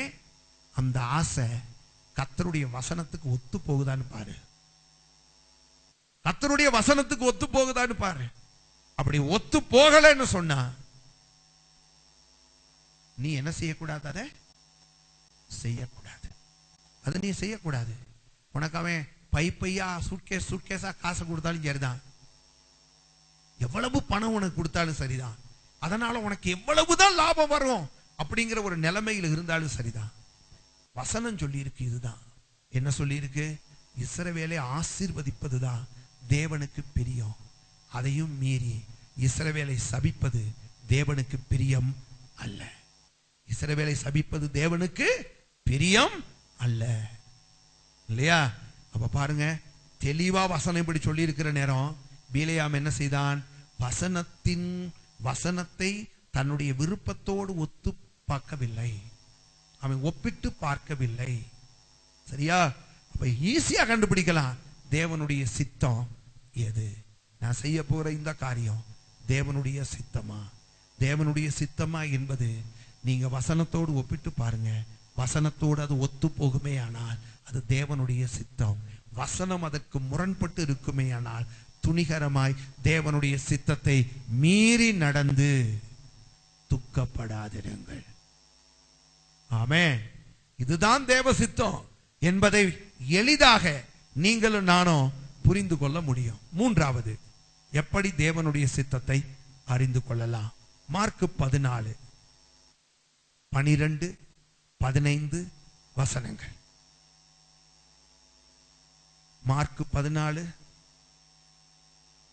அவன் கம்பளம் முதலானவைகள் விரித்து வாசிங்க. 12. பஸ்காவை பலியிடும் நாளாகிய புளிப்பில்லாத அப்பம் சாப்பிடுகிற முதலாம் நாளிலே அவருடைய சீஷர்கள் அவரிடத்தில் வந்து, நீர் பஸ்காவை புசிப்பதற்கு நாங்கள் எங்கே போய் ஆயத்தம் பண்ண சித்தம்? ஆண்டவரோடு பேசுகிறார்கள். ஜெபம் என்றால் என்ன? ஆண்டவரோடு பேசுவது. ஆண்டவரிடத்திலே பேசுகிறார்கள். என்ன பேசுகிறார்கள்? ஆண்டவரே, பஸ்காவை பலியிடும் நாளாகிய புளிப்பில்லாத அப்பம் சாப்பிடுகிற முதலாம் நாளிலே அவருடைய சீஷர்கள் அவரிடத்திலே வந்து நீர் பஸ்காவை புசிப்பதற்கு நாங்கள் எங்கே போய் ஆயத்தம் பண்ண சித்தமாயிருக்கிறீர் என்று கேட்டார்கள். மூன்றாவது, ஜெபத்தின் மூலமாய் அறிந்து கொள்ள முடியும். ஆண்டவர்கிட்ட கேளுங்க, ஜெபத்தின் மூலமாய் கேட்கணும். இங்க கேட்கிறாரு, எங்கே போய் பஸ்காவை ஆசரிப்பது ஆண்டவரே உமக்கு சித்தம். எங்கேயோ அல்ல, எங்கே உமக்கு சித்தமான இடத்தை நீர் எனக்கு என்ன செய்ய வேண்டும்? காண்பிக்க வேண்டும். ஆண்டவர் என்ன சொன்னாரு? அவர் தம்முடைய சீஷரில் 2 பேரை நோக்கி, நீங்கள் நகரத்துக்குள்ளே போங்கள். இப்ப பாருங்க, தமக்கு சித்தமானது ஆண்டவர் சொல்றாரு. நகரத்துக்குள்ளே நீங்கள் போங்க, அங்கே தண்ணீர் குடம் சுமந்து வருகிற ஒரு மனுஷன் உங்களுக்கு எதிர்ப்படுவான். ஆமாங்க, ஆண்டவர் அவர் சொல்றாரு, அங்கே 2 பேர் தண்ணீர் குடத்தை சுமந்து கொண்டு வருவான். ஒரு மனுஷன் உங்களுக்கு எதிர்ப்படுவான், அங்கே ஒரு மனுஷன் உங்களுக்கு எதிர்ப்படுவான், அவன் பின்னே போங்கள். பாருங்க என்ன அழகா சொல்லி அனுப்பினாரு. அவன் பின்னே போங்க. அவன் எந்த வீட்டிற்குள் பிரவேசிக்கிறானோ அந்த வீட்டு எஜமானை பார்த்து இப்ப நீங்க கேளுங்க. ஆமென். இதே நீங்க பாருங்க, அப்போஸ்தலர் 9வது அதிகாரத்துல நம்ம சவுல் கேட்கிறார் ஆண்டவரை பார்த்து, ஆண்டவரே, நான் என்ன செய்ய சித்தமா இருக்கிறீர்? நான் என்ன செய்ய சித்தமா இருக்கிறீர்? ஜெபத்துல கேட்கிறான். நான் என்ன செய்யணும் சொல்லும். நீர் என்னை தெரிந்து கொண்டீர், சவுலாய் இருந்தே என்ன பவுலாக்கிட்டீர். பரலோகத்துல என்னை குறித்து உம்முடைய திட்டம் என்ன, அதை நீர் எனக்கு சொல்லும். ஜெபத்துல கேட்கிறான். அதற்கு கர்த்தர் நீ எழுந்து பட்டணத்துக்குள்ளே போ. நீ செய்ய வேண்டியது. ஜெபிக்கிறவன் தேவ சித்தத்தை புரிந்து கொள்வான். ஆமென். நல்லா கவனிக்கணும். ஜெபிக்கிறவன் தேவ சித்தத்தை புரிந்து கொள்வான். ஜெபம் பண்ணுங்க. ஜெபத்தினாலே தேவ சித்தத்தை எளிதாக புரிந்து கொள்ள முடியும். என்ன செய்ய முடியும்? எளிதாக தேவனுடைய சித்தத்தை புரிந்து கொள்ள முடியும். நல்லா ஜெபிக்கிறவர்களுக்கு குழப்பம், கன்ஃபியூஷன் எதுவுமே இருக்காது. நல்லா ஜெபிக்கும் போது கர்த்தர், நீங்க பாருங்க, இந்த 2 சீஷர்கள் போய் ஆண்டவர்கிட்ட கேட்கிறாங்க. கர்த்தர் அழகா சொல்றாரு, 2 பேர் தண்ணி குடத்தை எடுத்துட்டு வருவான், பின்னால ஒருத்தன் வருவான். அந்த பின்னால ஒருத்தன் கூடயே நீ அப்படியே போனினா அவன் எந்த வீட்டுக்குள்ள போறானா அதுதான் தேவ சித்தம். ஆமென். இங்க சொல்லுகிறாரு, நீ எழுந்து இங்க இருந்துகிட்டே சும்மா உட்கார்ந்துகிட்டே தேவசித்தம் என்னன்னு கேட்டா நடக்காது. நீ எழும்பு, பட்டணத்துக்குள்ள போ. நீ என்ன செய்ய? பட்டணத்துக்குள்ள போ. எப்பொழுது கர்த்தர் இந்த தேவ சித்தத்தை அங்க வெளிப்படுத்தினார்? ஜெபித்த போது. எப்பொழுது? ஜெபித்த போது. நீங்க வாசிங்க கொலோசியர் 1வது அதிகாரம் 9வது வசனம். கொலோசியர் 1:9. சீக்கிரம்.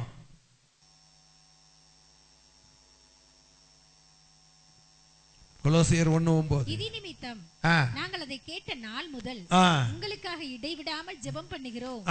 நீங்கள் எல்லா ஞானத்தோடும் ஆவிக்குரிய விவேகத்தோடும் அவருடைய சித்தத்தை அறிகிற அறிவினாலே. நல்லா கவனிக்கணும். அவருடைய சித்தத்தை அறிகிற அறிவினாலே நிரப்பப்படவும். எதனால? எல்லா விதமான ஞானத்தோடும் ஆவிக்குரிய விவேகத்தோடும். வேகத்தோடும் அல்ல, விவேகத்தோடும். தேவ சித்தத்தை அறிந்து கொள்ளுகிறவர்கள் விவேகமா இருப்பாங்க, வேகமா இருக்க மாட்டாங்க. எப்படி இருக்க மாட்டாங்க? ஆமா. தேவ சித்தத்தை நீங்கள் செல்லெல்லாம் ஆஃப் பண்ணுவீங்க. கவனிங்க. தேவ சித்தத்தை அறிந்து கொள்ளணும்னு சொன்னா அவனுக்குள்ள வேகம் இருக்கக்கூடாது. என்ன இருக்கக்கூடாது? வேகத்துல தேவ சித்தத்தை கண்டுபிடிக்க முடியாது, விவேகத்துல தான் கண்டுபிடிக்க முடியும். ஆமே. விவேகத்துல தான் என்ன செய்ய முடியும்? கண்டுபிடிக்க முடியும். சிலர் பாத்தீங்கன்னா அவசரப்படுவாங்க தேவ சித்தத்தை அறிந்து கொள்ள. தேவ சித்தத்தை அறிந்து கொள்வதற்கு வேகம் கூடாது, விவேகம் தான் வேணும். ஆண்டவர் சொல்லுகிறார், எல்லா விதமான ஞானத்தோடும் ஆவிக்குரிய விவேகத்தோடும் அவருடைய சித்தத்தை அறிகிற அறிவினாலே நிரப்பப்படவும், அவருடைய சித்தத்தை அறிகிற அறிவினாலே நிரப்பப்படவும். அல்லேலூயா. அப்ப பாருங்க, இதற்கு என்ன வேணும் தெரியுமா? ஜெபிக்கணும். ஜெபத்தினாலே எதை புரிந்து கொள்ள முடியும்? தேவ சித்தத்தை புரிந்து கொள்ள முடியும். தேவ சித்தத்தை புரிந்து கொள்ள முடியும். ஆமென். அப்ப ஜெபிக்கிறவர்களாக இருந்தால் தேவனுடைய சித்தத்தை நாம் என்ன செய்யலாம்? அறிந்து கொள்ளலாம். ஜெபிக்கிறவர்களாக இருந்தால் இந்த காரியத்தில் தேவனுடைய சித்தம் இதுதான் என்பதை கர்த்தராலே நாம் அறிந்து கொள்ள முடியும். ஜெபத்தில் குறைவாயிருக்கிறவர்கள் தேவ சித்தத்தில் தவறி விடுவார்கள். சரியா? வேத வாசிப்பிலே குறைவாயிருக்கிறவர்கள் தேவனுடைய சித்தத்திலே தவறி விடுவார்கள். இப்ப கவனிங்க, கடைசியா உன்னை சொல்ல விரும்புகிறேன். ஏசாயா 7:11-14. ஏசாயா 7:11-14. நீ உன் தேவனாகிய கர்த்தரிடத்தில் ஒரு அடையாளத்தை வேண்டிக்கொள். ஒரு அடையாளத்தை வேண்டிக்கொள். அதை ஆழத்தில் இருந்தாகிலும் உன்னதத்தில் இருந்தாகிலும் உண்டாக கேட்டுக்கொள் என்று சொன்னார். ஆகாசோ, நான் கேட்க மாட்டேன், நான் கர்த்தரை பரீட்சை செய்ய மாட்டேன் என்றான். அப்பொழுது ஏசாயா, தாவீதின் வம்சத்தாரே கேளுங்கள், நீங்கள் மனுஷரை விசனப்படுத்துகிறது போதாதென்று என் தேவனையும் விசனப்படுத்த பார்க்கிறீர்களோ? ஆதலால் ஆண்டவர் தாமே உங்களுக்கு ஒரு அடையாளத்தை கொடுப்பார். ஆண்டவர் உங்களுக்கு ஒரு அடையாளத்தை கொடுப்பார். இதோ ஆண்டவர் என்ன செய்வாரா? ஒரு அடையாளத்தை ஆண்டவர் கொடுப்பார்.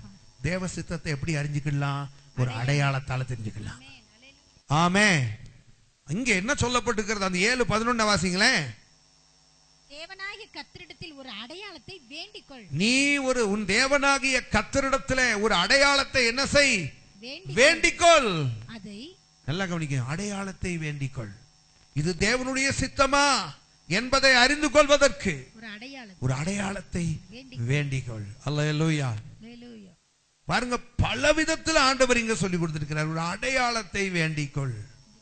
இது தேவனுடைய சித்தமா? தேவனுடைய சித்தம் எல்லாவற்றிலும் இருக்கணும். சரியா? ஊழியத்துல தேவ சித்தம் இருக்கணும், குடும்ப வாழ்க்கையில தேவ சித்தம் இருக்கணும், திருமண வாழ்க்கையில தேவ சித்தம் இருக்கணும், படிப்புல தேவ சித்தம் இருக்கணும்.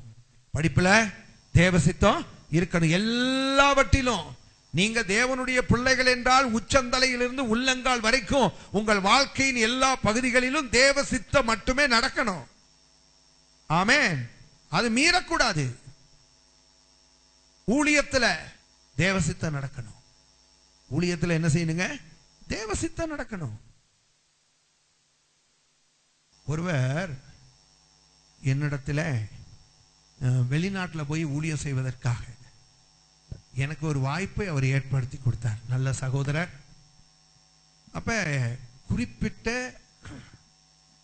அதாவது மலேசியாவில் போய் ஊழியம் செய்வதற்காக 3 வாரத்துக்கு ஊழியம் செய்ய எனக்கு வாய்ப்பை ஏற்படுத்தி கொடுத்தார்.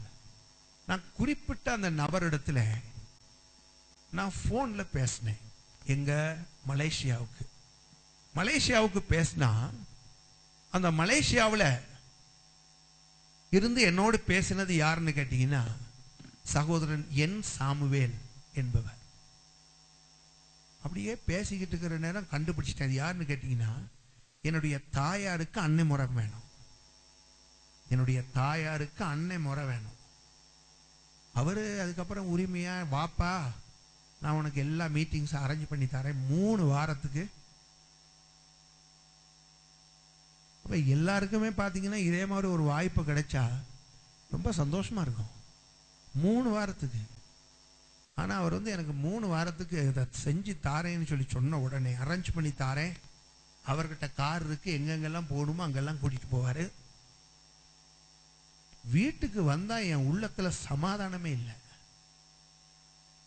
என் உள்ளத்துல சமாதானமே இல்லை. ஒன்ன புரிஞ்சுக்கிட்டேன், தேவ சித்தம் இல்லாம நம்ம போகக்கூடாதுன்னு. தேவ சித்தம் இல்லாம போகக்கூடாது. இந்த அடையாளம் என்னன்னு கேட்குறீங்களா? நம்ம உள்ளத்தில் இருக்கிற சமாதானம் எடுக்கப்படுவது ஒரு அடையாளம். இன்னும் ஒருத்தர் வந்தார். அவர் எனக்கு எப்பயுமே வருஷம் கேலண்டர் அடிச்சு கொடுக்குற ஒரு போதகர். அவர் சொன்னார், உங்க சிடி இருந்தா என் கையில கொடுங்க, குறுஞ்செய்திகள் சின்ன சின்ன மெசேஜ் உள்ள சிடி இருந்தா கொடுங்க. நான் இதை, அவர் அடிக்கடி வெளிநாடுகளுக்கு போகிறவர், இங்கே அதை நாங்கள் கொண்டு போய் கொடுக்குறேன், கொடுத்து உங்களுக்கு நான் எப்படி வாய்ப்பு வாங்கி தரேன்னாரு. இன்னைக்கு வரைக்கும் நான் கொடுக்கல. அவர் கேட்டு 3 வருஷம் ஆச்சு. ஏன்னா எனக்கு உள்ளத்துல ஒரு சமாதானமே அதுல இல்லை. எனக்கு அதுல ஒரு சமாதானமே இல்லை.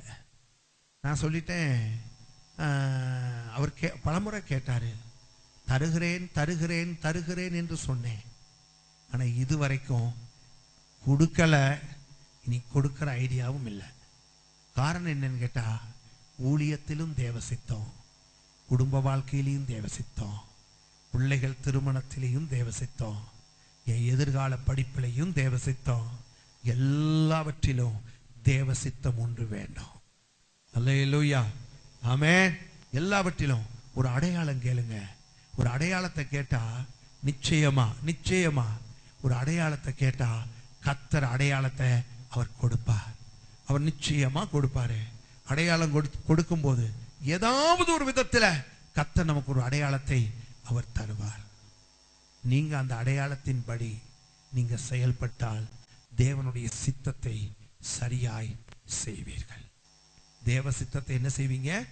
சரியா செய்வீங்க. இன்றைக்கு நமக்கு தேவை பெரிய காரியத்தை செய்வதல்ல, தேவ சித்தத்தை செய்வதுதான் முக்கியம். அது சின்ன காரியமா இருக்கட்டும். ஆமென். கர்த்தர் உங்களிலே மகிழ்ச்சி அடையும்படிக்கு எப்பொழுதுமே தேவ சித்தத்தை செய்யுங்கள். ஆமென். எந்த காரியத்திலும் உங்ககிட்ட இருக்கிற பணம் அதாவது ஒரு காரியத்தை நிர்ணயிக்க கூடாது. உங்ககிட்ட இருக்கிற பணம் ஒரு காரியத்தை நிர்ணயிக்க கூடாது. தேவ சித்தம் தான் நிர்ணயிக்கணும். ஆமென். தேவ சித்தம் தான் நிர்ணயிக்கணும். எந்த காரியமா இருந்தாலும் சரி. உங்களுடைய குடும்ப பின்னணியும் ஒரு நாளும் தேவ சித்தத்தை நிர்ணயிக்க கூடாது. மற்றவர்களுடைய ஆலோசனை உங்க காரியங்களை நிர்ணயிக்க கூடாது. தேவ சித்தம் தான் எல்லா காரியங்களையும் நிர்ணயிக்கணும். ஆமென். நீங்க அப்படி வாழ்ந்து பாருங்களேன். ஆரம்பத்துல கொஞ்சம் தேவ சித்தத்தை செய்கிறவர்களுக்கு அவர்கள் கடந்து போகிற பாதைகள் கொஞ்சம் கஷ்டம் போல இருந்தாலும் முடிவில் பார்த்தீங்கன்னா தேவ சித்தத்தை செய்யாதவனை காட்டிலும் அவர்கள் மேன்மையா இருப்பார்கள். சொல்லுங்க, ஆண்டவரை பார்த்து, ஆண்டவரை எந்த காரியத்திலும் நான் உங்க சித்தத்தை மட்டும்தான் செய்யணும். எந்த காரியத்திலும் ஆண்டவரே உம்முடைய சித்தத்தை மாத்திரம் நான் செய்ய எனக்கு நீர் கிருபையை தாரும். ஆமென். உம்முடைய சித்தத்தை நான் செய்யணும். எல்லாரும் கண்களை முடிச்சோம் பண்ணுவோம். ஆண்டவர்கிட்ட சொல்லுவோம், ஆண்டவரே உம்முடைய சித்தம். ஹல்லேலூயா, ஸ்தோத்திரம் ஸ்தோத்திரம். எலியேசர் ஆபிரகாம் சொன்னதை கேட்டுக்கொண்டு அவன் போகிறான் ஆபிரகாமுடைய சொந்த ஊருக்கு. ஈசாக்குக்கு ஒரு பெண் கொள்வதற்காக அவன் ஆண்டவரிடத்துல சொல்லுகிற, ஆண்டவரே நான் ஜெபித்து முடிக்கும் போது எவள் ஒருத்தி தன் குடத்தை துறவிலிருந்து தண்ணீரோடு எடுத்துக்கொண்டு வரும்போது நான் குடிக்க தண்ணி தா என்று கேட்பேன், குடிக்க தண்ணி தா என்று கேட்பேன். எவள் ஒருத்தி நீர் குடியும் உம்முடைய ஒட்டகங்களுக்கும் நான் வார்ப்பேன் என்று சொல்லுகிறாளோ, நீர் குடியும் உம்முடைய ஒட்டகங்களுக்கும் நான் வார்ப்பேன் என்று சொல்லுகிறாளோ, அவள் தான் என் எஜமானனுடைய குமாரனுக்கு ஏற்ற மனைவி. அவள் தான் என் எஜமானனுடைய குமாரனுக்கு ஏற்ற மனைவி. ஒரு அடையாளத்தை கேட்கிறான். அந்த அடையாளத்தின் படியே கர்த்தர் செய்தார். நீங்களும் ஒரு அடையாளத்தை கேளுங்க. ஆண்டவரே எனக்கு அனுகூலமான ஒரு அடையாளத்தை நீர் எனக்கு தாரும். ஆண்டவரே உம்முடைய திட்டத்தை சித்தத்தை செய்வதற்கு ஆண்டவரே ஒரு அனுகூலமான ஒரு அடையாளத்தை நீர் எனக்கு காண்பியும். ஹல்லேலூயா. என் மனசின் மாமிசமும் விரும்பினது எல்லாம் இந்த நாளிலே சிலுவையிலே அறையப்படட்டும் ஆண்டவரே. இயேசுவே உமக்கு ஸ்தோத்திரம். என்னுடைய மனது என்னுடைய மாமிசம் விரும்பினது எல்லாம் சிலுவையிலே அறையப்படட்டும், அறையப்படட்டும். உம்முடைய சித்தம் மாத்திரம் என் வாழ்க்கையிலே நிலைத்திருக்கட்டும் ஆண்டவரே. உங்க சித்தம் மாத்திரம்தான், உங்க சித்தம் மாத்திரம்தான். ஹல்லேலூயா, ஸ்தோத்திரம், பிரைஸ் காட். பணமோ நிறமோ இல்லாவிட்டால் படிப்போ உங்க பிள்ளைகளுடைய திருமண காரியங்களை நிர்ணயிக்க கூடாது. தேவ சித்தம் தான் நிர்ணயிக்கணும், தேவனுடைய திட்டம் தான் நிர்ணயிக்கணும். உங்களுக்குன்னு ஆசை இருக்கும், உங்களுக்குன்னு ஆசைகள் இருக்கும். ஆனால் உங்களுடைய ஆசை முக்கியம் அல்ல, தேவனுடைய சித்தமே முக்கியம், தேவனுடைய திட்டமே முக்கியம். உங்களுடைய பிள்ளைகளை குறித்து பரலோகத்தின் தேவன் என்ன திட்டம் வைத்திருக்கிறார் அதை அறிந்து கொள்ளுங்கள். புத்தி இல்லாதவர்களாய் நீங்கள் இருக்க வேண்டாம். நாளைக்கு துக்கப்படுவீர்கள், நாளைக்கு துன்பப்படுவீர்கள், நாளைக்கு வேதனை அடைவீர்கள், நாளைக்கு கண்ணீரோடு ஜீவிப்பீர்கள். வேதத்திலே நீங்கள் வாசித்து பாருங்கள். தேவனுடைய சித்தத்தை செய்தவர்கள் ஆரம்பத்திலே அவர்கள் சில பாடுகளின் வழியாக கடந்து போக வேண்டிய ஒரு நிர்பந்தம் ஏற்பட்டாலும் முடிவிலே அவர்களுடைய ஜீவியம் ஆசீர்வாதமாய் இருந்தது, ஆசீர்வாதமாய் இருந்தது. தேவனுடைய சித்தத்தை செய்கிறவனோ என்றென்றைக்கும் அவன் அசையாத பர்வதம் போல அவன் நிலைத்திருப்பான், அவன் வெட்கப்பட்டு போக மாட்டான். இந்த காலை வேளையில தேவனுடைய சித்தத்துக்கு நம்மை அர்ப்பணிப்போம். எந்த காரியத்திலையும் உங்க விருப்பம் உயிரோடு இருக்க கூடாது, உங்க விருப்பம் உயிரோடு இருக்க கூடாது. அவைகள் கொலை செய்யப்பட வேண்டும், அவைகள் சிலுவையிலே அறையப்பட வேண்டும். உங்களுடைய விருப்பம் உங்க திட்டம் ஒன்றும் அது நடைபெறக்கூடாது. ஆண்டவரிடத்துல சொல்லுங்க, ஆண்டவரே அவைகள் எல்லாம் இந்த நாளிலே சிலுவையிலே அறையப்படுவதாக. உங்க விருப்பம் மட்டும் நடக்கட்டும் ஆண்டவரே. ஹல்லேலூயா. தேவ சித்தம் நிறைவேற என்னையும் ஒப்படைக்கிறேன். தேவ சத்தம் என்னுள்ளில் பலமாக தோணிக்குதே. தேவ சித்தம் நிறைவேற என்னையும் ஒப்படைக்கிறேன். தேவ சத்தம் என்னுள்ளில் பலமாக தோணிக்குதே. பொன்னை போல புடமிட்டாலும் பொன்னாக விளங்குவே என்றென்றுமே. பொன்னை போல புடமிட்டாலும் பொன்னாக விளங்குவே என்றென்றுமே. திராணிக்குமே சோதித்திட தாங்கிட பலனளிப்பார். திராணிக்குமே சோதித்திடார் தாங்கிட பலனளிப்பார். தேவ சித்தம் நிறைவேற என்னையும் ஒப்படைக்கிறேன். தேவ சத்தம் என்னுள்ளம் பலமாக தோணிக்குதே. தேவ சித்தம் நிறைவேற என்னையும் ஒப்படைக்கிறேன். தேவ சத்தம் என்னுள்ளம் பலமாக தோணிக்குதே. கர்த்தர் நம்மோடு பேசின வார்த்தைகளுக்காக நம்ம எல்லாரும் கர்த்தரை ஸ்தோத்திரிப்போம். ஹல்லேலூயா. ஆண்டவருடைய சமூகத்திலே ஒப்பு கொடுப்போம். தேவரே உம்முடைய சித்தம் செய்ய என்னை அர்ப்பணிக்கிறேன். உம்முடைய சித்தம் செய்ய ஆண்டவரே என்னுடைய வாழ்க்கையிலே, என் குடும்பத்திலே, என் பிள்ளைகளிலே, என்னுடைய சகல காரியங்களிலும் உம்முடைய சித்தம் செய்ய என்னை அர்ப்பணிக்கிறேன். அன்புள்ள ஆண்டவரே, எங்கள் பரலோகத்தின் பிதாவே, இந்த அருமையான நேரத்துக்காக நாங்கள் உம்மை ஸ்தோத்திரிக்கிறோம். இப்பொழுது உம்முடைய கிருபையின் சன்னிதானத்திலே உங்க வார்த்தைகளை தியானிக்க நீங்க எங்களுக்கு கொடுத்த கிருபைக்காய் ஸ்தோத்திரம். நாங்கள் மதியற்றவர்கள் ஆயிராமல் தேவனுடைய சித்தத்தை செய்து தேவரீர் உங்க நாமத்தின் மகிமைக்காக பூலோகத்திலே சாட்சியாய் வாழ, கர்த்தராலே ஆசீர்வதிக்கப்பட தேவன் எங்களுக்கு கிருபை தருவீராக. உம்முடைய பிள்ளைகள் வசனத்தை கேட்டார்கள். இவர்களுக்கும் எல்லா மனிதர்களையும் போல ஆசைகள் உண்டு. இயேசு ராஜா, உம்மிடத்திலும் இருந்தது போல இவர்களுக்கும் ஆசை உண்டு. நீர் எப்படி உம்முடைய சுய சித்தத்தை சிலுவையிலே அறைந்தீரோ, சுய விருப்பத்தை, சுய ஆசையை சிலுவையிலே அறைந்தீரோ, அதே போல உம்முடைய பிள்ளைகள் தங்களுடைய சுய ஆசைகளை ஆண்டவரை சிலுவையிலே அறைவதன் மூலமாய் தேவ சித்தத்தை செய்ய கர்த்தர் நீர் கிருபை தருவீராக. இயேசுவின் நாமத்தினாலே உம்முடைய பிள்ளைகள் தேவ சித்தத்தை மாத்திரம் செய்ய கர்த்தர் உம்முடைய பிள்ளைகளுக்கு கிருபையை தாரும். தங்கள் இருதயத்தின் விருப்பங்கள் கர்த்தர் தன் கையிலே கொடுத்திருக்கிற, தன் காதுகளிலே தொனிக்க செய்த வசனங்களோடு ஒத்து போகிறதா என்பதை உம்முடைய பிள்ளைகள் ஆராய்ந்து பார்க்க, ஜெபத்தின் மூலமாய், ஆண்டவரே அடையாளங்களின் மூலமாய் தேவ சித்தத்தை அறிந்து கொள்ள கர்த்தர் நீர் கிருபை தருவீராக. வசனத்தை கேட்ட உம்முடைய பிள்ளைகளை நீர் ஆசீர்வதியும். தெய்வ அனுகிரகம் கூட இருக்கட்டும். உம்முடைய சித்தத்தையே செய்ய உம்முடைய பிள்ளைகளுக்கு கிருபையை தருவீராக. முற்றிலுமாய் பொறுப்பெடுத்துக் கொள்ள நாங்கள் கெஞ்சுகிறோம். கனமகிமையை உமக்கே செலுத்துகிறோம். இயேசுவின் நாமத்தில் ஜெபிக்கிறோம் நல்ல பிதாவே. என் ஆத்துமாவே கர்த்தரை ஸ்தோத்திரி, என் முழு